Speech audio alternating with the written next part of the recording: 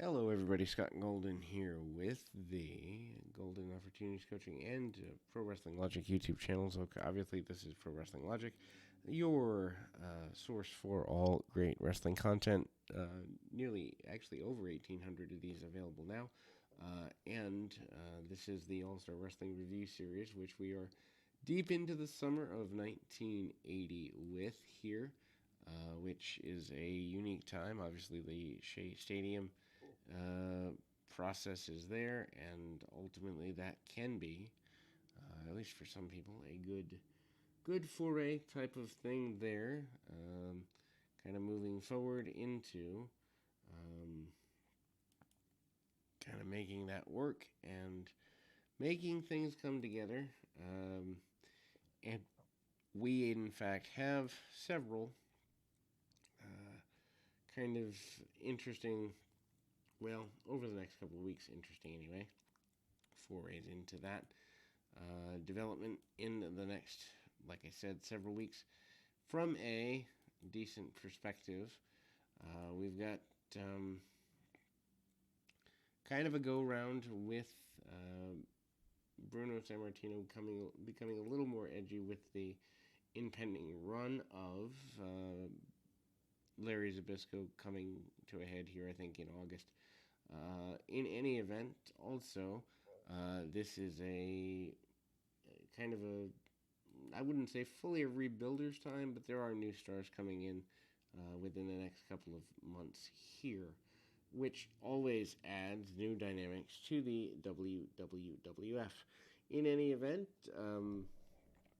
you know, again, we're still in the middle of the Bob Backlund era. Backlund not on TV nearly as much as I would have imagined. Of course, Bruno wasn't on TV all that much either. It is a WWF kind of thing to have the champion not be on television nearly as much. Many of the other territories had more reliance on the champion as a televised, or champions, undercard champions too, as a televised force than the WWF did at the time, which is just an interesting difference in booking philosophy.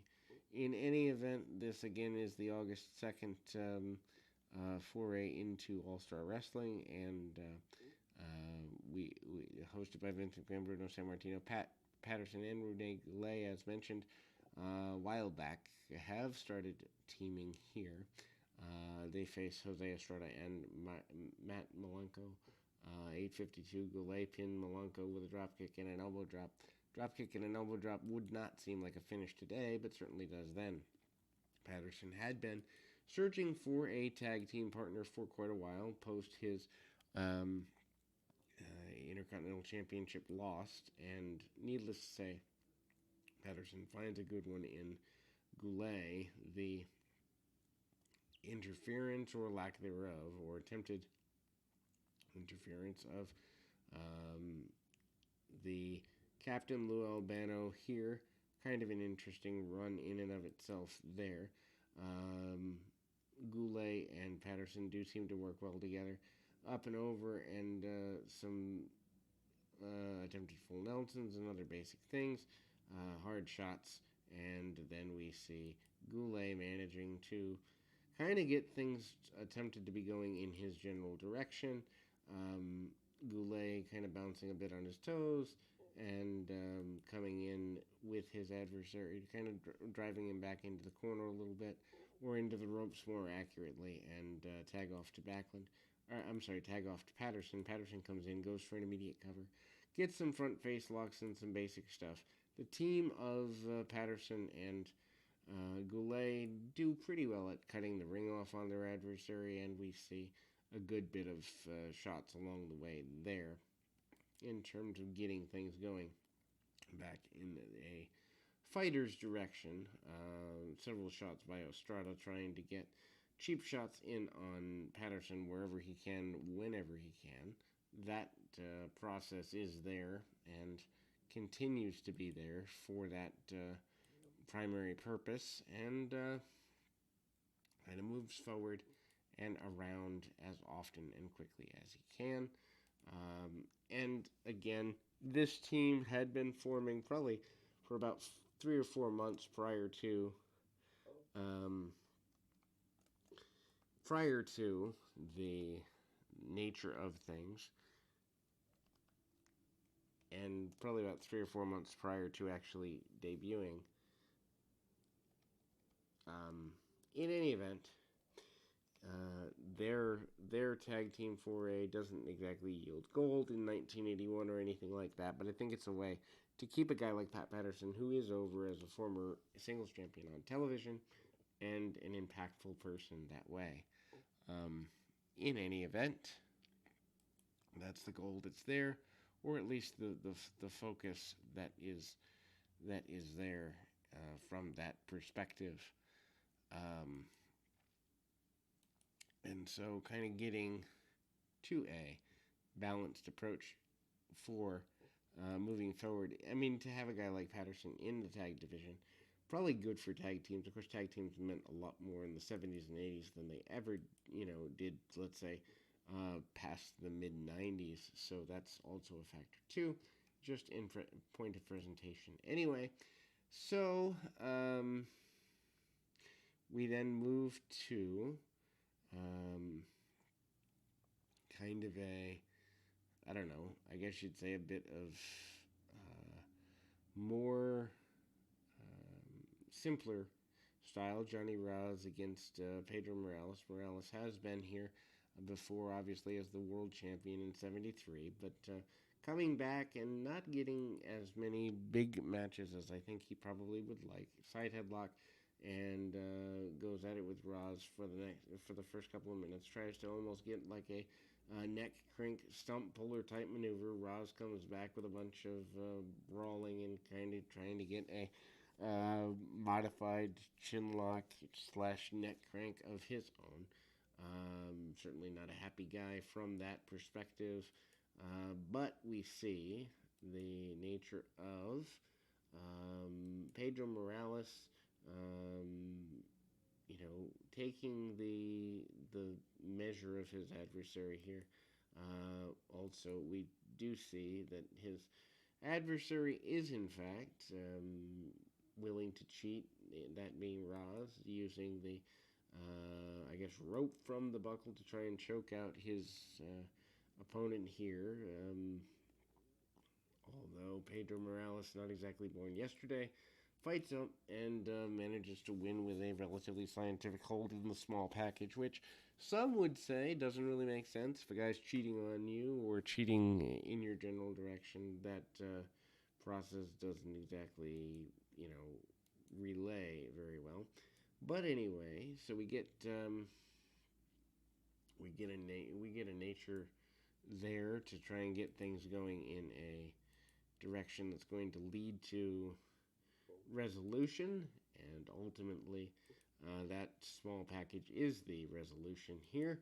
Um, kind of going forward from that perspective.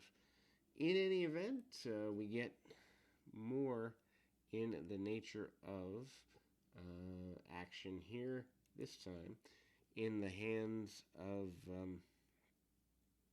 uh, Intercontinental Champion Ken Patera, who we haven't seen in a little while, against Ron Lee.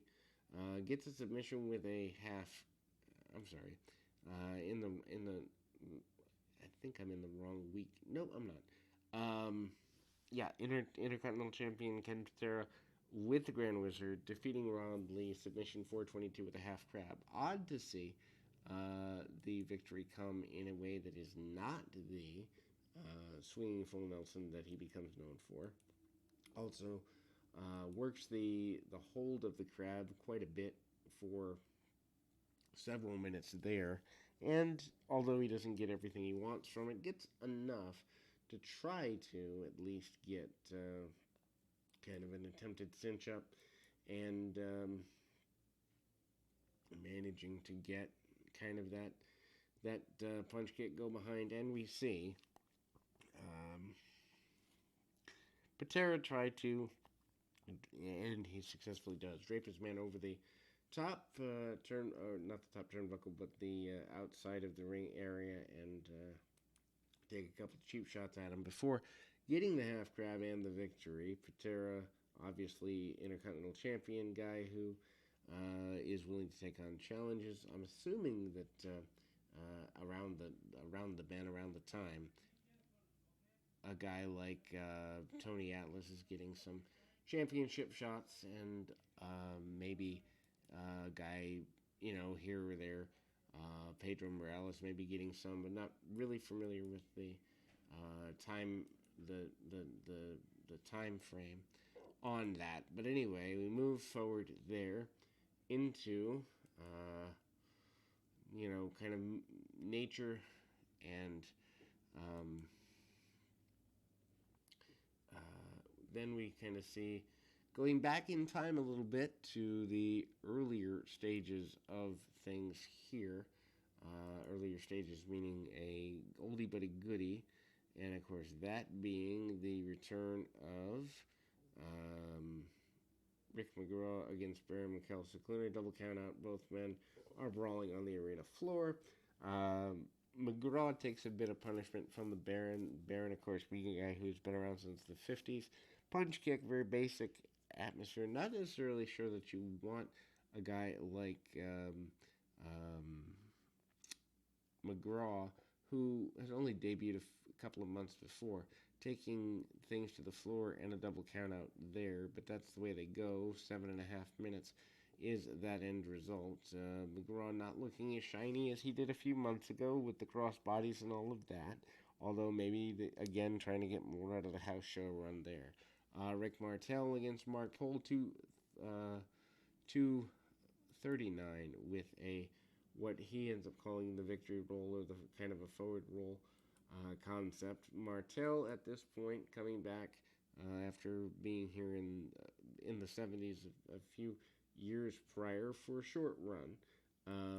Martel kind of doesn't have all the fire, gets a full Nelson type maneuver, and Pole a little sluggish, doesn't exactly go up for Martel with everything, but match is super basic, kept that way probably because of Pole's run and kind of rolling in on him.